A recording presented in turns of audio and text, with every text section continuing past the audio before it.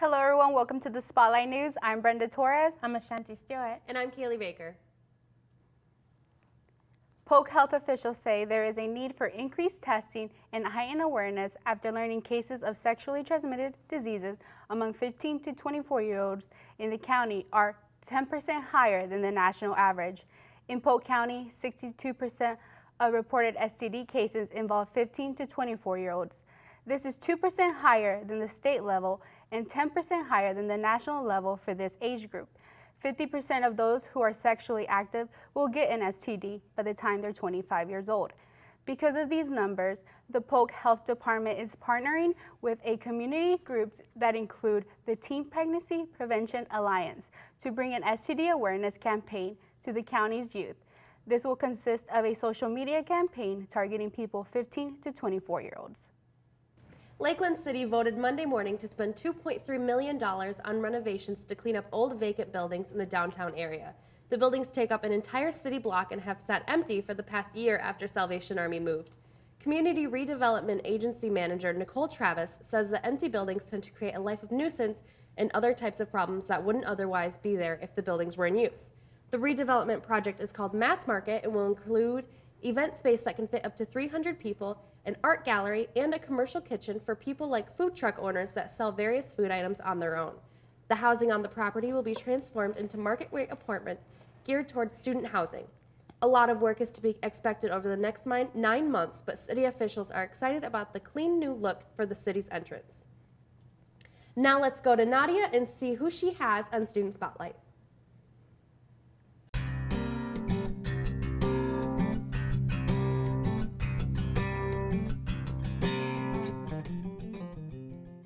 Hey everybody, I'm Nadia Schultz, and tonight is our last Student Spotlight. I'm so sad, but I'm so excited to have Alyssa Hersey on the show tonight. Thank you so much for coming. Absolutely. Okay, so tell me about yourself. What year are you? What's your major? Okay, so I'm a junior. I double major in church music and vocal performance. Cool. And then I double minor in audio and production and theology. Holy cow, girl. So I do a little bit of stuff on campus. Yeah, just a little bit. That's so crazy. Yeah. So what do you want to do with that after you graduate?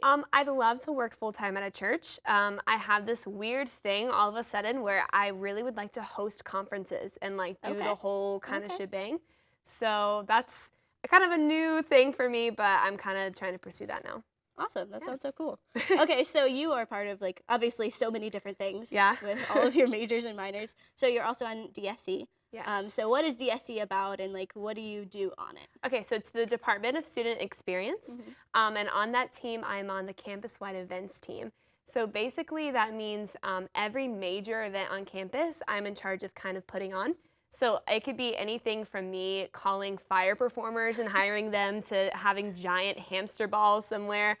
We kind of do it all, and we've done all of those things, actually. So it's crazy, but I absolutely love it, and I love my team more than, like, anything, so. Yeah, we love you too, because you do all of the fun things on campus, and nothing would happen without you guys. We bring the party. So, yeah, exactly. So you're also on Creo? Yes. Is that how you pronounce it? So what is that? Is that a club on campus? Yes. Creo is the music club on campus.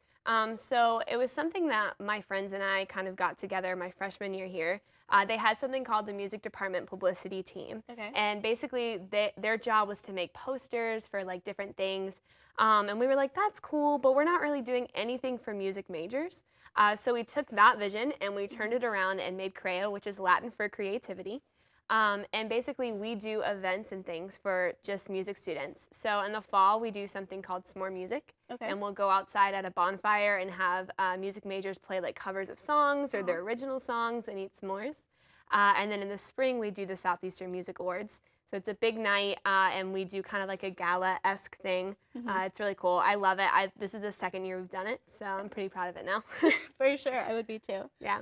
So this summer, it's been a pretty big year because Yeah. you're junior going into senior year. So do you have any plans? I'm actually going to be working with Windshake Camps for communities. Okay. So we're traveling. Well, my specific team, I'm on the Orange team. We're going to 7 different states. crazy. Yeah. And I am playing keys for them. So Okay. I think we're doing something like 3 worship services a day. Wow, that's so something fun. ridiculous, and I get to play for them. And then I'm also a team time leader for the Ocean Tribe, which is 1st and 2nd graders. I'm excited Aw. about that. And then I'll be teaching dance as a skill. So a whole lot within like Yeah. 9 weeks, and then I come back here and go straight back to school. So it'll be That's crazy, really cool. but I'm That's excited. Awesome. Yeah. So within the 9 weeks, do you have like a week-long camp where like different campers come and trade out each week? Actually, we'll be going to different cities and states. So we'll set up camp at a church, do camp all week long for those kids, tear down and go to another city and do the same thing over and over again. Gotcha. That's Yeah. so cool. Awesome. Well, thank you so much for sharing about your life here at SEU and everything else that you do. So now we're going to go into our speed round. Okay. So just as many questions as I can ask you. Okay, So, cool. All right. If you could have 3 wishes, what would you grant?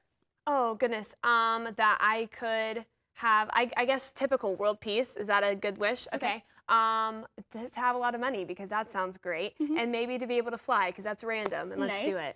it. Pet peeve. Being late. Like, that stresses me out. Favorite color? Blue. Bungee jumping? Would you go? No. Favorite Disney movie? Up.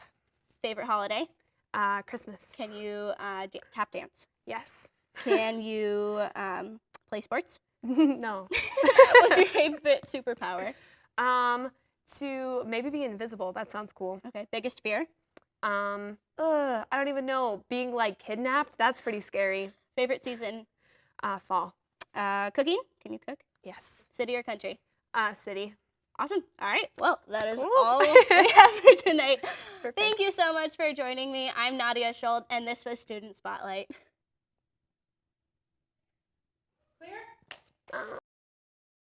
Thanks, Nadia. Monday night's crash in Lake Wales has left 2 adults injured and a 7-year-old child dead. According to Polk County Sheriff's Office, the crash happened shortly before midnight on State Road 60. Officials say that an adult male was driving eastbound when the vehicle went to the right off of the roadway onto the grass shoulder before flipping multiple times. The vehicle came to a rest on its back and then caught into flames. The child was ejected and died on the scene. The driver was found outside the vehicle and a female passenger was pulled from the burning SUV. Both adults are currently in Lakeland Regional Health under critical but stable condition.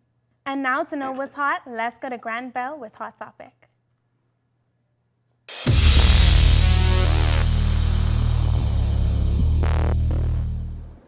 Say you were to ask an SEU student how they would illustrate their 2016 spring semester. They would probably open up Instagram and show you a picture like this.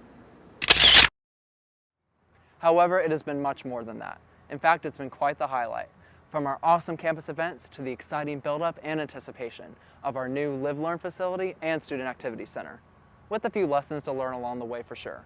Hello everyone, I'm Grant Bell and this is Hot Topic. We've asked the community of SEU, since the semester is wrapping up, how they thought their semester has gone. Physically, mentally, spiritually, emotionally. Also, do they have any advice to share with the rest of our fire family? Take a look. My favorite thing about this semester was playing spring ball and seeing all the new faces that came to Southeastern. One of my favorite things about the semester was the Sadie Hawkins. Ola night. With that, we just really encourage the whole tradition of family. Kind of all the opportunities that were presented to me. I was able to do a lot with like student leadership, a lot with the commuter life team. That was really fun. Something that impacted me, I would say, is just having my degree, which is music, just have me step out of my comfort zone, you know, kind of take that leap of faith. I think, you know, God has placed me here for a reason, and I feel like He's definitely moving. I really learned time management and just learned how to make every minute of every day count. So I really love that because our word for the semester was for this purpose, and the fact that you got to see people living out their purpose, which inspired you even more because they were telling you to live out your purpose. What I would like to take from this semester, I would say, is a new outlook on life. Like life have more than just one moment. You gotta live it to the fullest. I really would tell future freshmen, even myself, that even though you're going to go through lows and highs, that is how you see them. Because even though you're in a low, that means you can find some of the deepest things about yourself, and even when you're high, you can look forward to the next height and what else you can achieve in your life. Don't be afraid, you know, like going back to taking that leap of faith, you know, I think God has, has a bigger plan that we may not understand now. But I think taking that leap of faith, that step forward is definitely a big part of, being here. Enjoy the moment because you're only in college once, unless you come back and get a master's, but you know what I'm talking about. So just kind of learning to enjoy every moment, making every moment count, and just learning to structure your schedule. It is so exciting and wonderful to see, as a Southeastern University student, to see the rest of my Fire family being so encouraged, lifted up, and learning so much while they're here. With that being said, who knows what God will bring in the fall. I'm so excited to see myself. For the last time here on the Spotlight News, I'm Grant Bell, and this has been Hot Topic. Back to you guys in the studio, and we'll see you next year.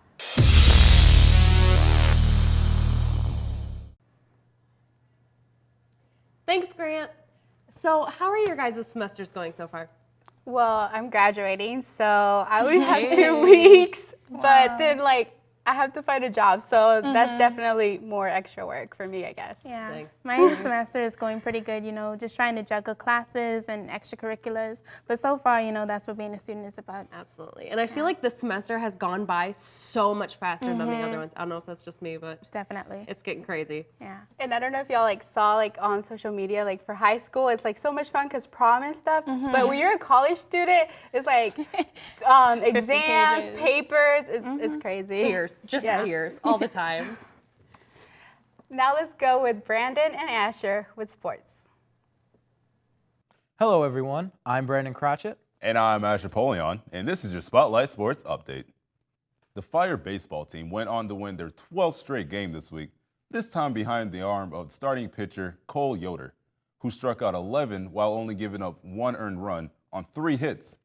Derek Martin and Mike Diaconti added some impressive scoring, accounting for 5 of the team's 6 runs as they defeated Trinity Baptist 6-1. Next up for the Fire is Warner on Tuesday at 4 p.m. The women's softball team has been on a tear recently as they were able to sweep a doubleheader against Warner University earlier this week by a score of 6-0 and 9-7. With the 2 victories, they were able to move their winning streak to 7 games and to an overall record of 32-10.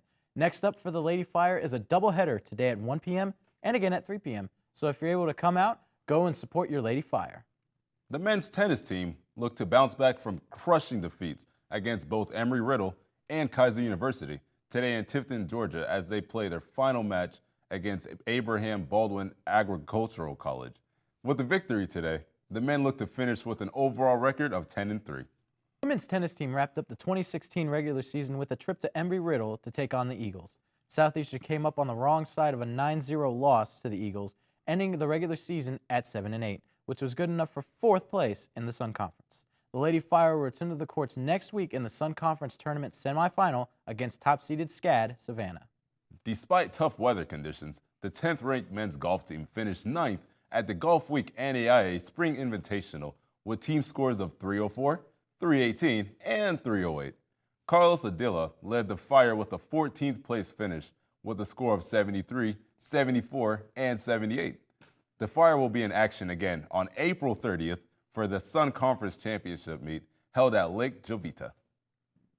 2 weeks ago, the women's golf team finished 10th at the Golf Week NAIA Spring Invitational at the Las Colinas Golf Course. The Fire opened the weekend with a team score of 336, followed by a round of 346. Kayla Connors was the highest finishing individual for the Fire, placing 30th in the field.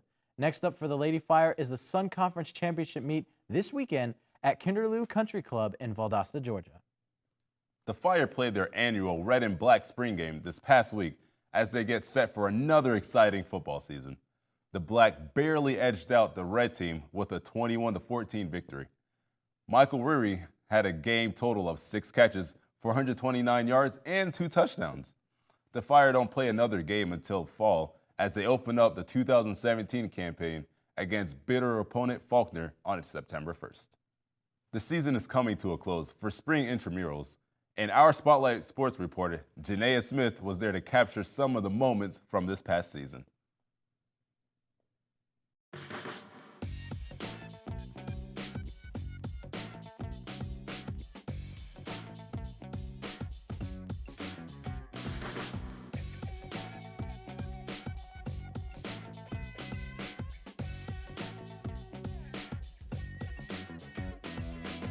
Right now with Pride of Puff, It's the spring semester, so we have our Potter Puff season going on right now. Right now we're in our playoffs.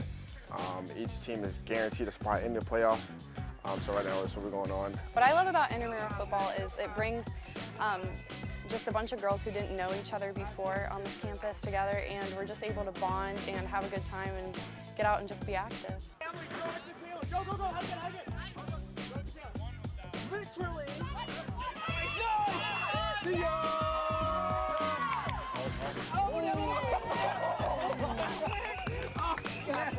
I love football, and I can play with competitive girls that aren't afraid to fall down, girls that aren't afraid to like hate each other, because it happens. So it's just fun to come out and be competitive and have something to do.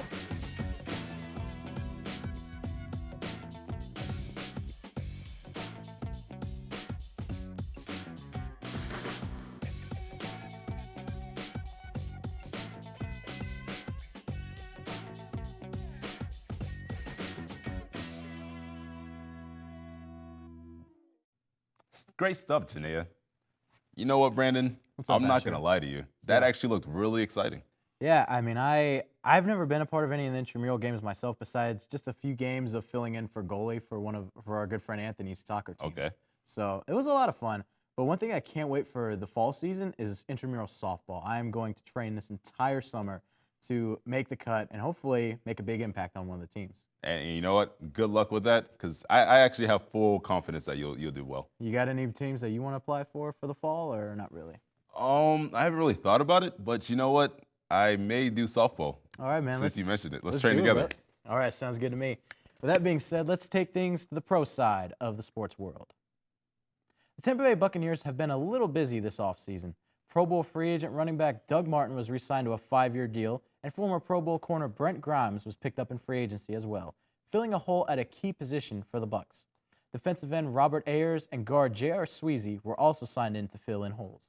With the NFL draft less than 2 weeks away, the Buccaneers now find themselves in a position to draft the best player available as opposed to position needs.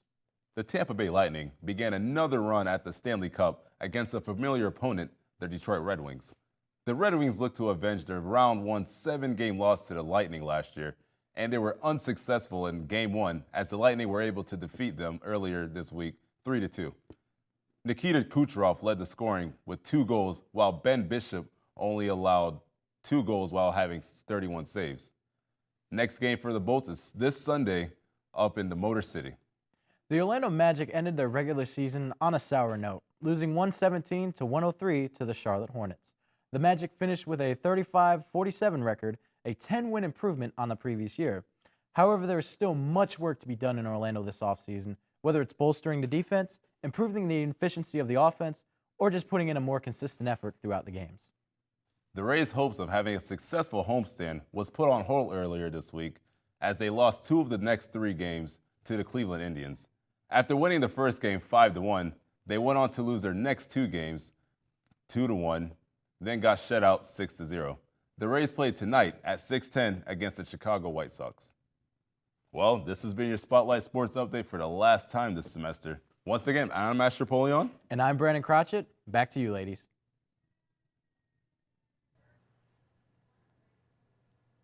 Thanks, guys. Fort Meade residents are angry, sad, and frustrated after a recent cemetery cleanup.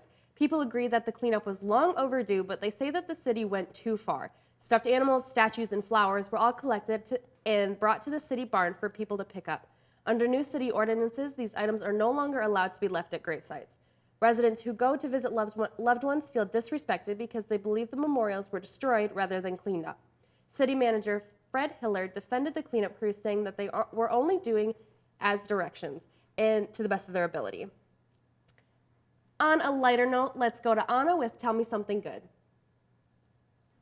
Thanks, ladies.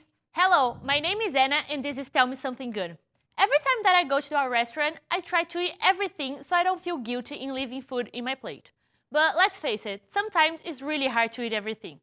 Thinking on that, Michael Baines, a chef from Thailand, decided that instead of throwing away all the rest of the food in the trash, he would start feeding homeless dogs.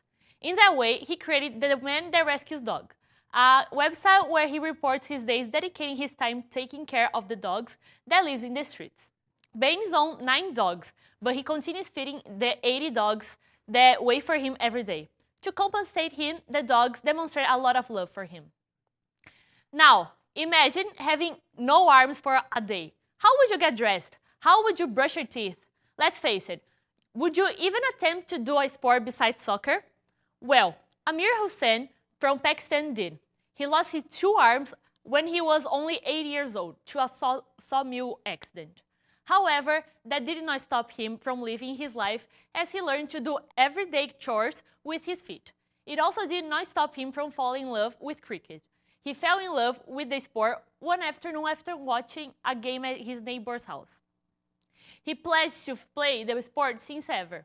This has been Tell Me Something Good, and remember, never give up because great things take time. Thank you so much, Anna. Top health officials say that the more that they learn about the Zika virus, the scarier it appears. They say that they would need more money to fight the mosquitoes that spread it and for research into vaccines and treatments.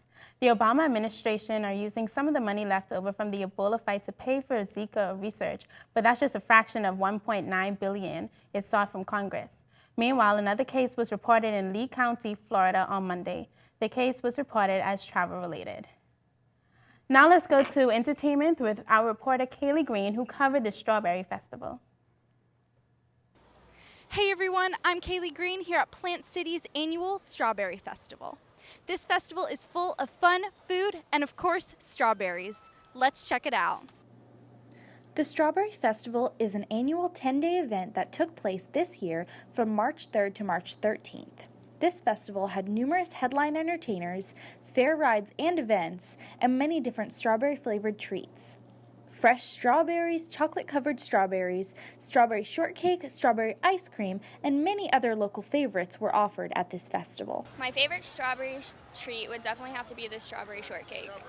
I have 2, and so far it's strawberry shortcake. So far, I love it. Yes, actually I make strawberry shortcakes and strawberry sundaes. I also have had the strawberry shortcake over here in the building. It's delicious. My strawberries, I got to get me a box full before I go home, you know? The Strawberry Festival is a timeless event that people love no matter how many years they have been attending. I've been coming to the Strawberry Festival for about 3 years. This is my first year. About 8 years. I'll be working, this is my first year here working, and I actually love the atmosphere, so I'll be back next year working here at the Polar Bear Ice Cream. Every year it comes to Tampa. Every year. My kids now, I have kids now, so I have to make sure I'm coming. So many people enjoyed the delicious and fun atmosphere of this festival. Make sure next year you check it out. For Spotlight News, I'm Kaylee Green. Thanks, Kaylee. Okay, I don't know about y'all, but I really like the Strawberry Festival. It's like my favorite fair in Florida. Yeah. Of the 3 years that I've been here, this is the first year that I was able to go because normally I'm back home when it's in town, but I was super excited to be there this year. I didn't go this year, but I've gone like almost all the years I've been here, which is like my whole life. But I love because like all these artists that are like big names in the industry actually come to like little small Plant City, and it gets full. Like I saw Hunter Hayes last year, yeah, and it was a lot of fun. Okay. Dang, I definitely didn't even show up until the very end, and there was nobody there anymore, so people are just letting us go on rides. We didn't have to pay for it. It was great. Hillsborough County detectives believe they caught a serial burglar. Deputies arrested Austin Dibkey for armed burglary and for breaking into at least 3 Sun City homes and running off with jewelry and other valuables. During their research, deputies managed to link Dibkey to some of the stolen jewelry that had been turned around and sold at pawn shops. They found and arrested him at a Tampa motel without incident. Detectives now believe Dibkey has been at it for years and is probably responsible for many other thefts than just the recent 3. Detectives are going through past cases that are unsolved and see if they can come up with a few more and maybe get some of these people's merchandise back. And before the show comes to an end, let's go with Grant, Nadia, and Anna with One More Thing.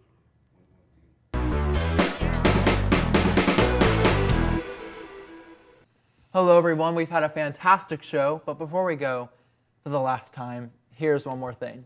Today I have Nadia with me as always, and welcoming Anna today. She's brand new with us, so thanks for being here, Anna. Thank you for inviting. Okay guys, so story time as always. Anna, what do you have for us? Okay, so I was looking for a story and I found that a man was walking the street and out of nowhere, a monkey starts running after him and like drop kick him and left. What? Wow. Yes, I know. So like, I have a video, so let's check it out. Okay, yeah, that sounds pretty interesting.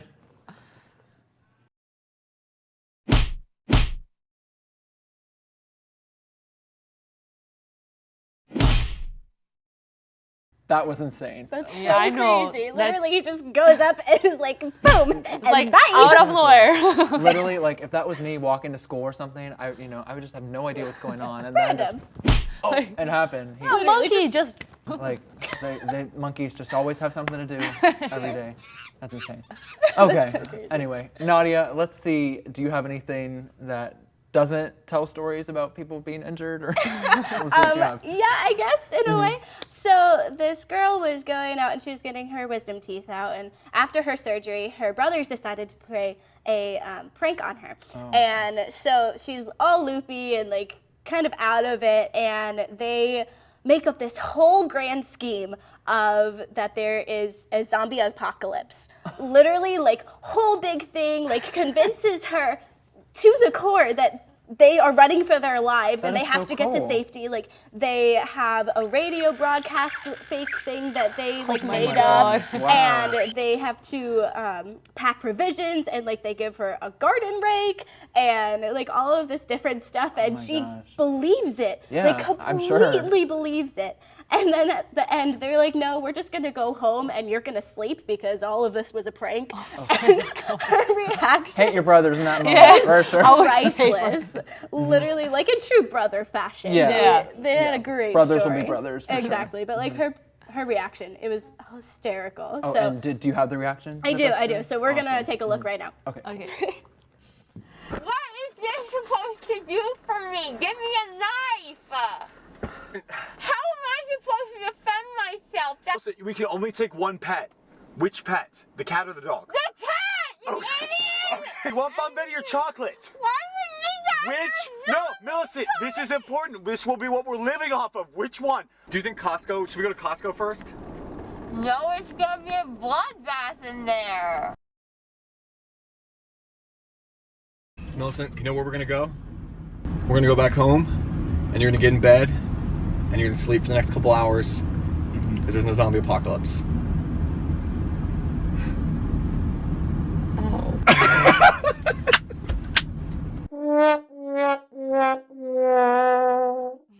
That was so That's insane. cruel. Right? Oh my gosh. If my brothers did that, literally, I would be so mad at them. I don't think I'd speak to I them would have ever. talked to them for like a year tops. Like, no way. Exactly. So what story do you have for us tonight, Greg? Okay, so mine doesn't involve people pranking people and people getting injured. By monkeys. But, yeah, by monkeys. monkeys. That's right. No animals involved here. But my story is pretty ridiculous in a way because, okay, so in Mississippi, I believe, there was this couple in a bar, and they were enjoying each other's company per se. And I see. out of nowhere, while they're enjoying each other, they like totally forget to notice 3 robbers coming into the bar and putting a gun up to the cashier, and like they were just going at it the They didn't entire notice? time. They didn't even notice. It was like literally 3 of them. You think they would hear noises like, Yeah. "Hey, give me your money, give me your money," but Yeah. no, they were just enjoying each other's company, like I said. And I think I have a video to show you guys, so you can see literally how Okay, it all I went want to down. see this. This is Let's crazy. see. Let's see what goes on. Okay.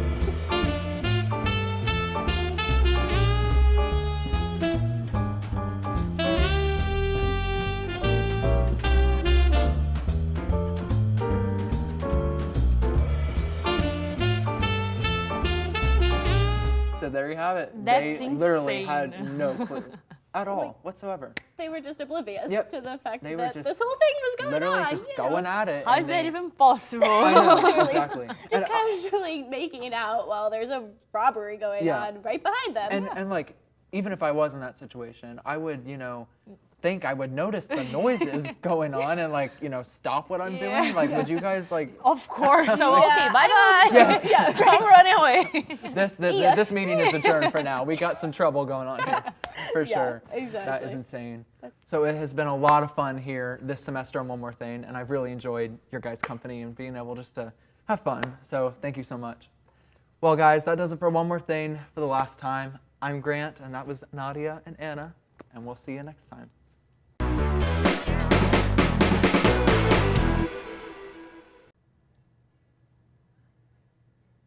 That's all we have this season for Spotlight News. I'm Kaylee Baker. I'm Ashanti Stewart. And I'm Brenda Torres. Thanks for watching.